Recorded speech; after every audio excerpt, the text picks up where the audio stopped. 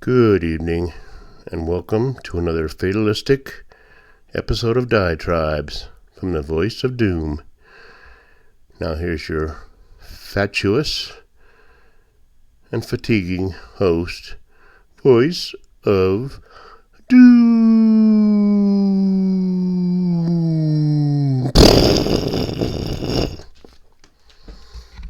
Okay. I'm going to keep doing diatribes as long as I have the space. And just expound more on everything. How the microcosm affects the macrocosm and vice versa. And not a whole lot to say, but there's a lot happening. So here we go. I was raking in my yard, which is my hobby right now because I have a lot of trees in my property, and every fall they drop leaves like crazy, and I'm making a habit of doing yard work every day to keep up with the leaves, and just in general feel like I'm doing something. And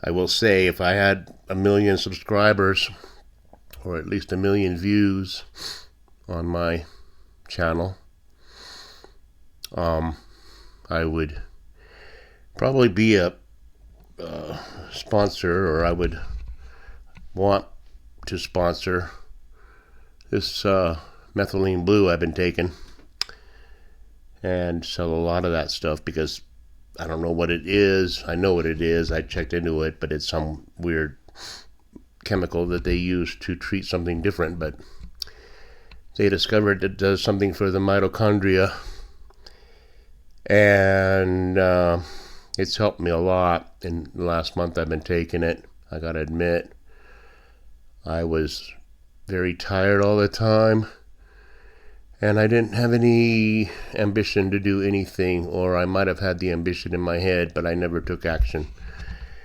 And I started taking like 5 drops in a glass of water every day in the morning of this blue stuff. And I'm doing a lot, and I'm getting a lot done, and I kind of feel good, and for the most part, physically in a way, my plantar fasciitis seems to be going away, and that could be because I haven't worked in almost 3 weeks, which is bad financially, but I'm less stressed, and I'll start working again in 3 days or so, so I'll get back on top of it. And Benjamin left yesterday back to El Paso, and I kind of miss him already, but I know he's coming back in a couple months, so I'll see him again. But kind of like having a father when you're a kid, you know. He's at work a lot, and maybe he's gone a lot, and you don't see him, and then when he's home, you like it when he's home. You don't necessarily need him to be in your face. Especially as you get older with your father and you get into your teens, you don't want him in your face, but you just are comforted by the fact that he's home. And that's how I kind of feel with Benjamin, because when he's home, I feel more secure. We're both helping each other out, and, well, I'm not helping him much, but give him a free place to stay anyway. But it's just comforting to have him home. And I know that his career path may lead to him not being home much. Now, I was raking leaves, and I was just thinking, because that's what us boomers do. We don't have a phone in our hand while we're raking leaves. So we're just thinking, and I'm thinking, I really felt at home in Seattle. I was born there. So my genetic roots are there, and I just feel comfortable there. I don't care how liberal or woke it is. I can live with that. I just keep my mouth shut, because that's what you do when you're on the red side. You don't say nothing, because then you'll be pilloried and lambasted as a racist. But I do like Seattle, and I suddenly realized I want to move back there. And back in the old days, back in the 80s, when I got an idea that I wanted to do something, I just made it happen. Because financially and logistically, I could make something happen. I feel like opening up a record store. Okay, I open up a record store. I get money together and I make it happen. And it fails, but I did it. I moved to LA after starting a band in Hawaii, and we want to make it big, so I moved lock, stock, and barrel to LA. And I made it happen. Now, I go, well, let's see, I want to have an apartment in Linwood, because that's where my old stomping grounds are, a bedroom community of Seattle. And it's right on this subway line, which I could go into downtown Seattle on the subway and not bother with all that rigmarole. And just enjoy the city. And they have ferries right nearby where I could go to Whidbey Island for $6 or $4 or whatever. Or I could go to Bainbridge Island, or I do all kinds of things in my golden years, rather than hang out in Carson City and have things to do, but we don't have a subway, and we don't have, it's just not the same.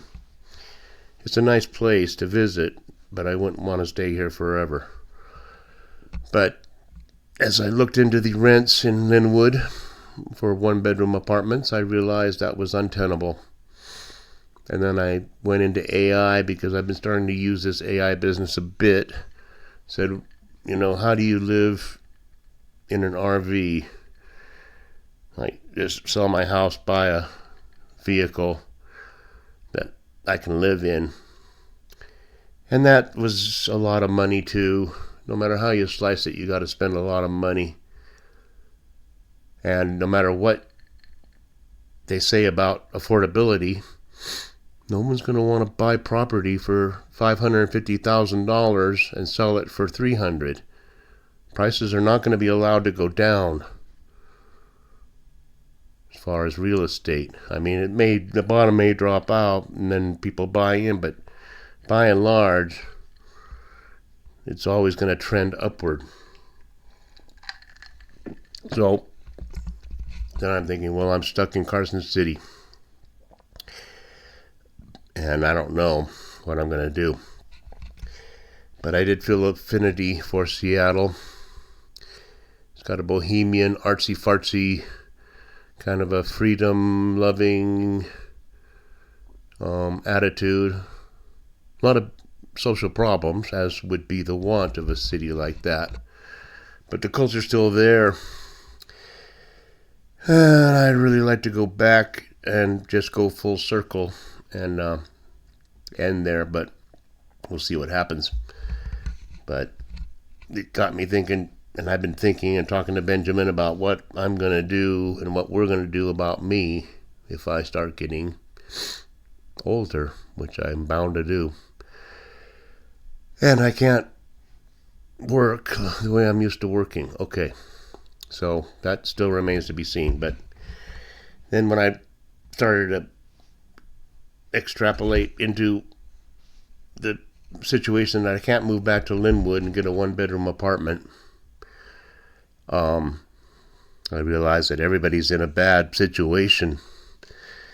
And as I watch YouTube, as I've been doing again, watching all day, watching the mayhem and the riots, I realize that, the apocalypse is now. It's the great awakening, the great opening of the eyes.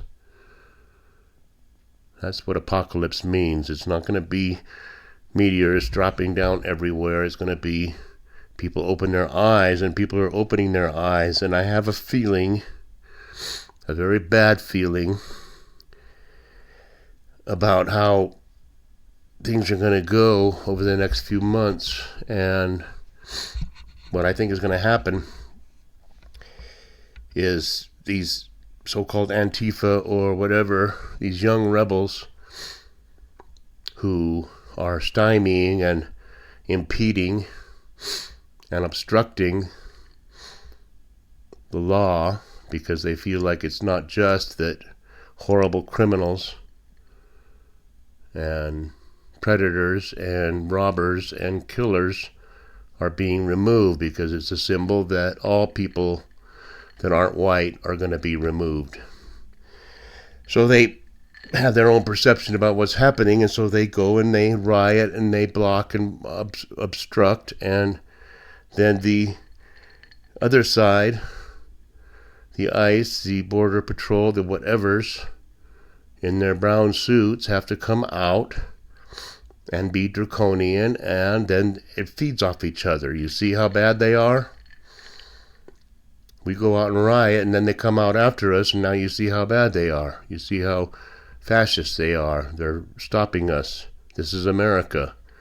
We're just protesting with weapons and protesting with bricks and rocks and whatever else means, because we are on the right and we have to do whatever we have to do, just like the Minutemen. So it feeds off each other. And at the same time, we have AI getting bigger and bigger, and more jobs are being usurped. Now, I could talk to people at Money Tree who are people I've worked with or dealt with for years, so I know them and they know me. And so we do more, we talk. And I look at how they've changed the situation with going out and borrowing $100 from Money Tree, that everything's more computerized now and everything's more done online and everything's not just sign this and here's your money. And I didn't really have the heart to say, do you realize that all these new improvements are just going to get you out of a job, because eventually I'll just go up to a kiosk and put in my information and get my money, and it'll come online on my text or email what the status of my loan is and when it's due, and there's really no need for you. But I don't say that. But now I'm just going to give you a bit of doom. Many people have probably worked all their life in a certain subject, and they are laid off. Maybe not late in their life, maybe in the middle of their life when they're still planning on buying a house and getting married and having, whatever their plans are. Their job was usurped by AI, and now they're looking for a job. Now, say we extrapolate that to about 30 million, 40 million people. 40 million people who had their life all planned out that are now struggling to find a new job because everything's been ripped out from under them. Now, of that 40 million people, I'd say at least 500,000 of them will be set off, a la the movie Falling Down with Michael Douglas years ago. Great movie.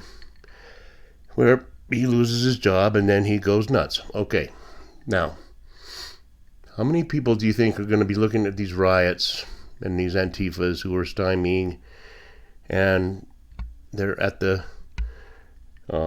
beck and call of people who loot, people who think they can do whatever they want, and people who think they can get everything free and the whole 9 yards? How many of those 500,000 who go off the deep end are going to start saying, I got nothing to lose? You hear about people shooting a bunch of people and then shooting themselves, and it's like, why did they shoot all those people first? Why don't they just shoot yourself and leave the other people alone? Well, I think it's going to be like, I have a reason why I want to shoot these other people. I hate their guts. I hate what they're doing. I hate what they stand for. And I hate that my life is being ruined. So I'm a good old boy with lots of good old guns, and I won't say any more. You can fill in the blanks after that. So there's going to be trouble. There's going to be trouble. Anyway, last thing, a little coda. The election is today, and I know, I can tell you right now, there's going to be a clean sweep for the D's.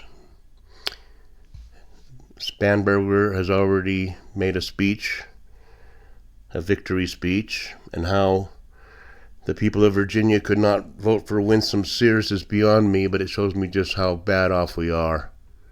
Because Winsome Sears is a great candidate. She's a great person to be a politician because I believe in her. I think she has the interest of the people in her mind. And the D's just do what the D's do, so whatever. Governor of Virginia, I don't know what's going to happen in New Jersey, but I have a feeling it'll be the D. And the Kami Mandami will win in New York. It's just already a preordained. I don't have to look at the returns. So the D's will say that is a mandate that we are on the right track. So watch out, Orangey, because come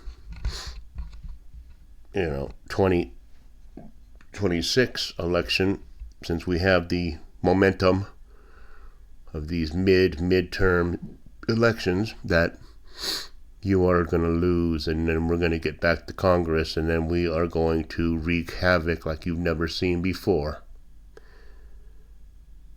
Now, as you know, I always think that we're doomed. And don't give it another year. So, the odds of us having an election in 26, we'll see. I won't say we won't have one, because no matter how much I prognosticate doom, we keep on plodding along like an injured dog on the road that just drags his butt along, just doesn't want to die. So we're going to keep on going, apparently, but things are going to get worse, and I don't worry too much in Carson City, because if things start getting looted in Carson City, we know that this country is truly doomed, and there's no turning back. Because then we'll be at the point where the entire country is in chaos and nihilism takes hold. And as a card-carrying nihilist, I endorse getting rid of everything, but the way they're going to do it is going to be uncomfortable at best. You won't be able to drive around, and you'll be afraid when any car goes by your house, because you don't know if they're marauders. And if that happens in Carson City, then it's happening everywhere. And that means everything's falling apart. And I think everybody can see that it's happening. So, kind of went on and on about myself. I'm sorry I bored you so much, but the way the microcosm and macrocosm kind of intertwine is interesting to me. So, I think I covered every base there. I talked about, government shutdown. I've already said everything about that. We have the money because there is no money. And it's absolutely ridiculous to be saying, well, we can't pay you for your work, so you have a furlough, but we'll pay you back after we're back on track. So you're not losing any money, so you're getting free vacations. That's a good way to balance the budget, is to give everybody a month off of paid vacation. And probably retroactively give everybody their SNAP benefits back, so that the grocery stores are absolutely pillaged when it finally comes through again, because they got like $10,000 on their SNAP card, and it's like, I'll go buy the whole store and sell it on the street. So the government shutdown, I've already told you. I'm not going to repeat it again. It's a joke. We have no money. Everything's about getting lost. There's nobody getting paid for anything. The money's not there in the first place, so just pay with the damn digital whatever. You're paid. Doesn't matter. You're thinking about the money that we have to spend on this and that. Oh my God. I'll probably repeat myself again on another diatribe, and if this stupid so-called shutdown goes down, it's nothing but political kabuki theater in a very bad theater somewhere in the real low rent district of Tokyo. So, that's it. Goodbye.